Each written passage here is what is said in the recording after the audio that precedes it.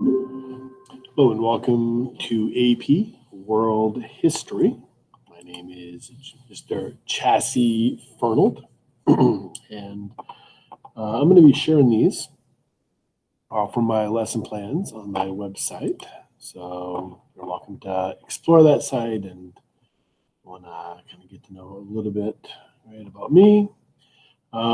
Just really quickly. Been here teaching at Glen Academy since 2016. And taught in the middle school before that for about a decade. And then I taught in New York previous to that. All right, so I'm sure I'll tell you all kinds of stories over the course of the year. All right, we'll be starting class most days this year with what we're calling the daily fives or the daily tens if you're on a block. Just a couple of basic questions, to kind of just center us on what we're learning, and just practice also, working with multiple guest kind of questions. So just kind of show you a sample of what they might look like. I just kind of grabbed some easier ones. Right, so feel free to go through these and go ahead and just pause and read and just hit unpause when you're done. So hopefully you got the correct answer on this, and we just went over these in class really quick today and gave the answers. So one being the correct answer for this one. Feel free to pause and read. The answer here is 2.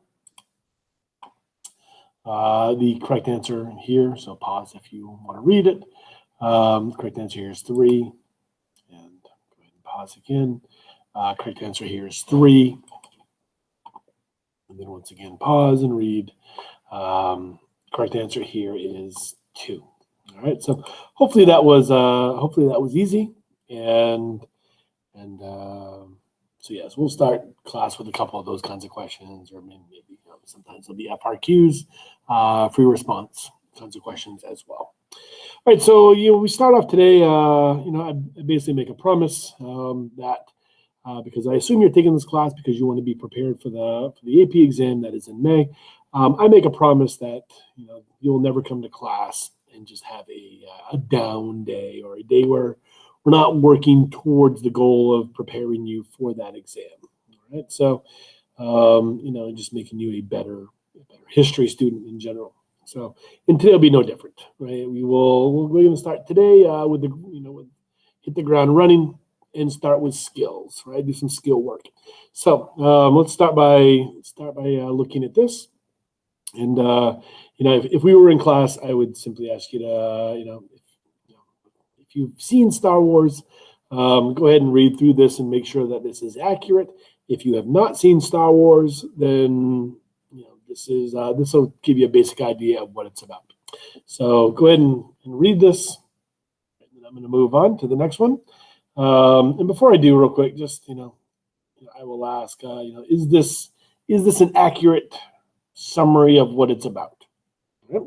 So if the answer is yes, then that's fine. If the answer is no, then I'll try to figure out what's inaccurate about it.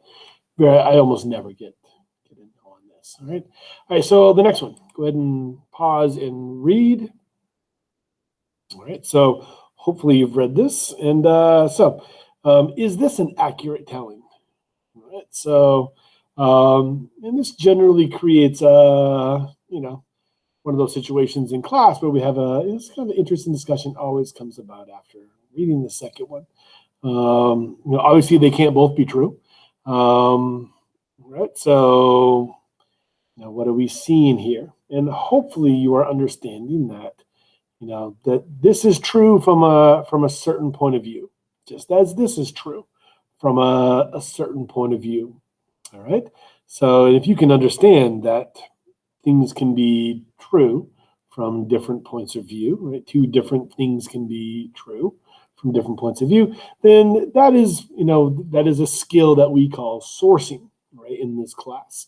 And it's one of the ways in which you source a document is by explaining perspective and point of view and identifying the limitations of looking at a document in certain ways. Right. So this is a basic introduction to sourcing. Right. right, so what I typically do next in class, after we kind of start a quick little sourcing activity, is I go through a couple of images and just kind of look at why things are the way that they are. It's kind of by the end of this course, you should be able to fully explain what you are seeing here and describe why it is the way that it is. Right. So I like doing this. Mostly teach sophomores. Most of you, if you're watching this, you're probably a sophomore. You're probably coming in thinking you've got a pretty good grasp on what the world is and why things are the way that they are in the world. And so hopefully this will kind of take you back a little bit and kind of make you think that there are a few things that you could use and brushing up on. So the first one, I'm going to show you an image from the 2018 French World Cup soccer championship team. All right, so you may have a certain idea in your head of what the French national soccer team might look like. If you've been to Paris in the last decade or 20, or you are familiar with the history of France over the last 200 years, then you probably have a pretty accurate idea of what the French national soccer team will look like, right?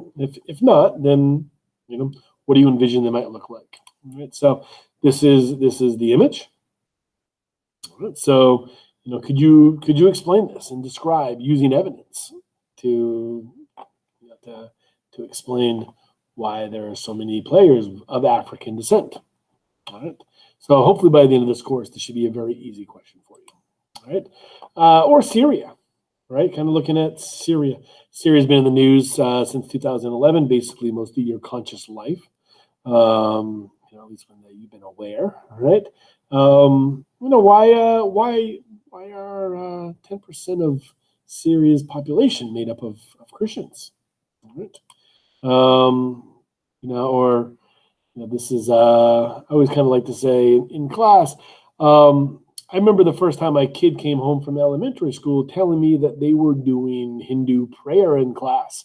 Right? So why are they doing yoga in elementary school? Why are they practicing Hindu meditation and Hindu prayers in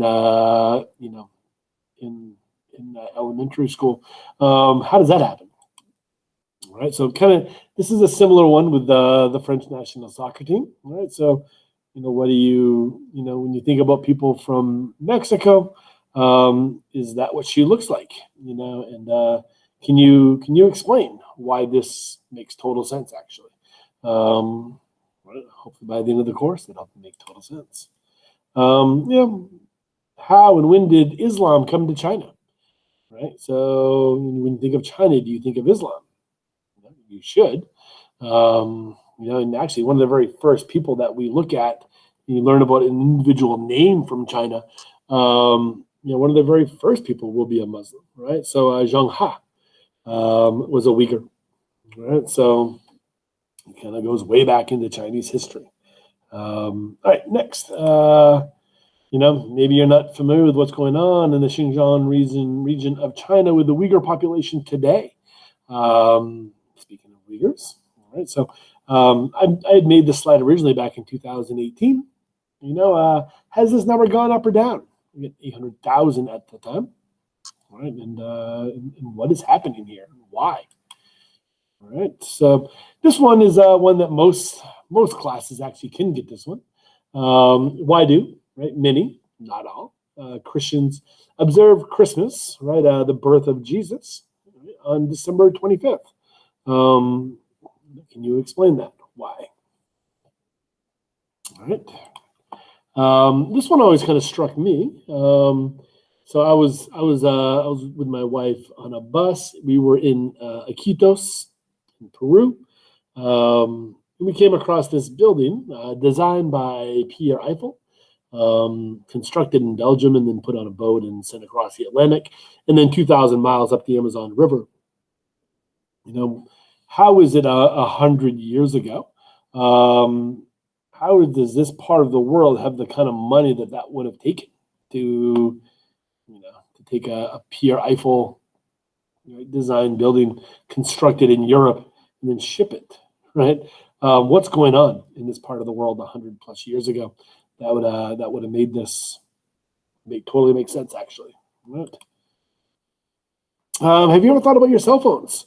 Where do the rare earth minerals come from, right? That are necessary for your Androids and your Apple devices to be constructed, right? Where is that coming from, and who's involved in the extraction of those resources, right?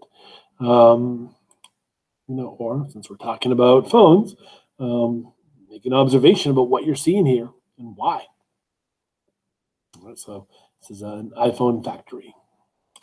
All right, so why are things the way they are? Any other things come to mind? I was gonna add a TikTok one there, but I thought that might hit too close to home for some of you. So all right, let's just move on. All right, so speaking of iPhones, right? Speaking of iPhones, our course begins in the year, roughly around the year 1200.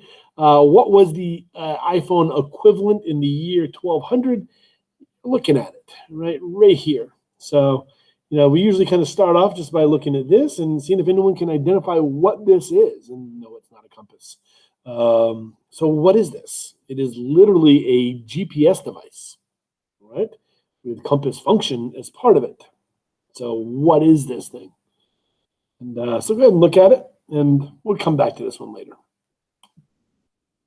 All right, the next thing we do, since we're talking about directions and GPS, is we look at this map, right? So our course begins around 1200. This map was created right around the beginning of our course. I think this was created in the 1100s, created by a North African Islamic cartographer, and commissioned by a king of Sardinia or Sicily. I think it's Sicily, right? So off the coast of an island off the coast of what is today Italy. All right. So that being said, since this was considered to be the most accurate map, right, of Afro-Eurasia, in around the year 1200 or so, right, and we know that it was designed right around Italy. Italy should be easy to spot, right? So look over this map and try to find Italy. So go ahead and pause and do that. All right. So if you had a hard time doing that, then what I do in class, if kids have a hard time doing it, then I flip it over. But before I do that, let me just kind of point out Italy's right here, right? You can see Italy right there. Okay. All right. So let me flip it over. Right. Do a little 180 on this. So that being said, Italy is now here, right? So now that you are looking at it, with a north up orientation, hopefully this map might make a little sense. So in class, we kind of just look at this and identify as much as we can. Obviously this is the Iberian Peninsula, right? Modern day Spain and Portugal. We see North Africa, right? We can see trade routes. So there's an economic part of this as well. Economic trade routes are identified on this map. So, if I ask, what is this? Kids are generally pretty quick to say the Silk Road, right? And we see rivers identified because rivers are trade lanes, right? So what river is this? Right, so this is an easy one to identify for most kids. This is the Nile. So if you know that this is Italy, Greece, this is the Mediterranean, that's the Nile, then we kind of go through and identify these other bodies of water. So it should be pretty easy, right? So hopefully you know that this is the Red Sea. This is the Persian Gulf, or if you're in the Navy, the Arabian Gulf, right?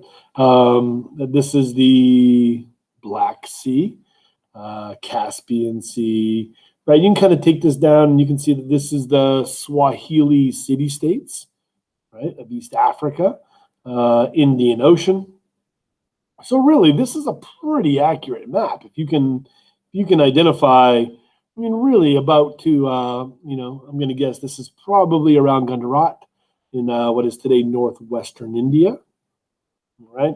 We have East Africa being portrayed here, right? Silk Road beyond the Caspian, right? Beyond the Caspian Sea.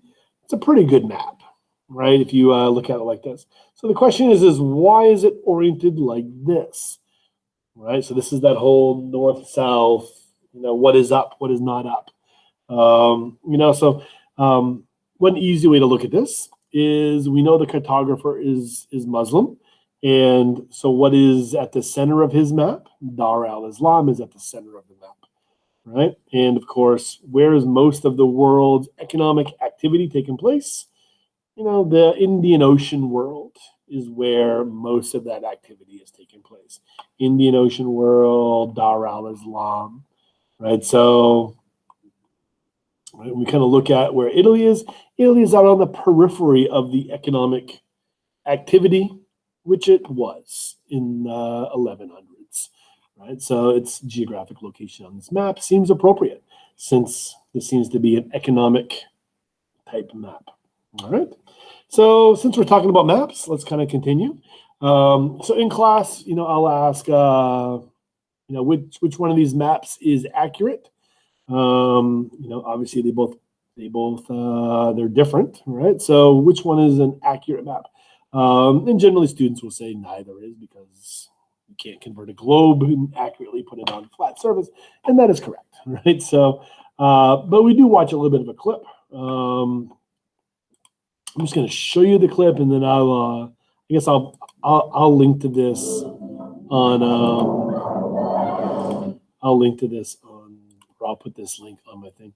It's an old clip from a TV show that used to be called The West Wing, and we watched the first probably 2 minutes of it or so. We don't even watch the full clip in class.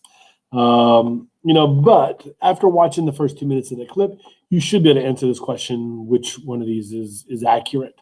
Right, and the answer is both. Right, the answer is both are accurate. But after watching that clip, you can use evidence to explain why, right? Why this is accurate and why this is accurate, right? Because they both are. All right. All right. After that in class, we'll kind of run through a couple of skills.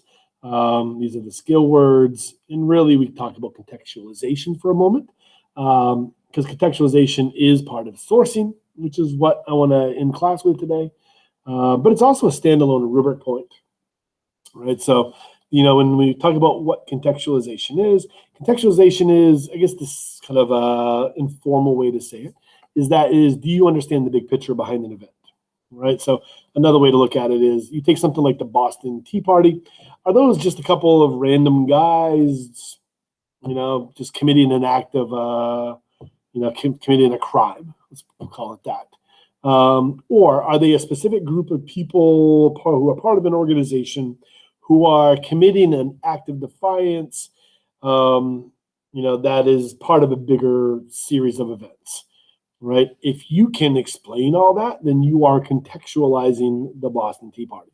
Right? So putting a specific event in a larger historical perspective, right? That's what contextualization is. Now, contextualization can be broadly done, or it can be done for a specific document. Right? So, but it is important that when you see a specific event, you know what else is going on around it. Now, I always kind of like to use this picture as kind of just a starter for this, because I remember I was walking down the grocery store and I saw this and I thought this was kind of sick. Why would you use this particular image from a Caravaggio painting for a tomato sauce? But to each their own, I guess. If you don't know why this is kind of a sick image to use, then if you see the bigger picture, right? You pull away from this specific little event and see the bigger picture. Why would you choose that? Just poor taste, right? So when we talk about sourcing, right? Contextualization, right, is document specific if you're talking about sourcing. So what is going on in the bigger picture that led to the creation of that document, all right? So hopefully this will make sense, right? And this the acronym that we use in class is H.I.P.P. So, what is the document specific context of the document? who is the document created for, what is the purpose of the document, and what is the point of view or limitation. Things like that Star Wars thing that we did at the beginning. All right. So this is the thing that we use in class. All right. This is the document we start with in class. And when I read a document, I always just kind of do the sourcing tag. So this is reported in an article on page 8 of the New York Times. This is from July of 1892. So in class, we'll read through this. Right. So now, therefore, I, Benjamin Harrison, President of the United States of America. Okay. So we'll read this in class, and then we will source it in one way. Right. So for context, for intended audience, for purpose, or for point of view, you only ever have to do it one way. And for those of you guys who are like STEM-minded, my wife is an engineer, so right. I know she enjoys things to be in flowcharts. Right? If you're more STEM-minded individuals, here's a flow chart to run through how to source a document. Right. So when you're looking at the information, like the passage that we just looked at, right. So when you're looking at this, right. So this is a speech from the President of the United States in 1892, talking about. Go ahead and read it.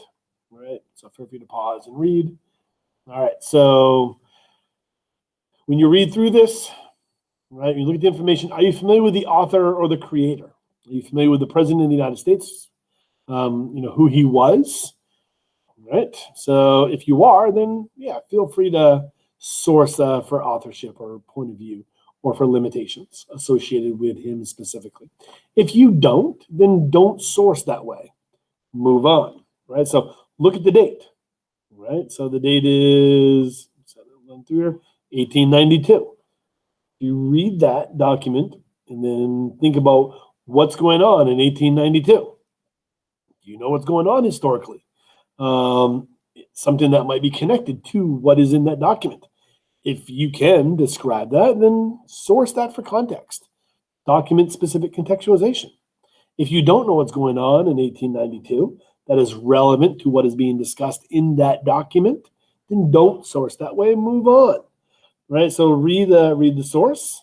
Can you ascertain who the intended audience, right? So when a president makes a speech being made, president speaking to somebody, do you know who he was speaking to in that particular case, right? If you can't, then don't source that way. If you can, then source it for audience. All right. So if you haven't sourced any other way, can you determine what the purpose is? Why is he talking about this? Right. What is it what's going on that he is talking about this? What is he trying to do? All right. And so try to source it that way. Right. So if the answer is yes, you can figure that out and take a pretty good guess and source it for purpose. That's great. If you cannot source it that way, then you're out of options. And on a DBQ, you need to source, you'll have other ones you can choose from. If this is what we're working on in class, this is not an option. Go back and find one you can do. So in class, we look at this. We do source this in one way, and I suggest you source it with 2 sentences. The first sentence is you trying to discuss the context, you discussing the audience, the purpose, the point of view. The second sentence is a so what statement, right? So you've just talked about one of those 4 things. Now explain to me why that matters. Give me that so what kind of explanation. So this can be done in 2 sentences. Right? So if you are at home watching this on quarantine or whatnot, please feel free to email it to me. All right. And that is all for today. Sapriati.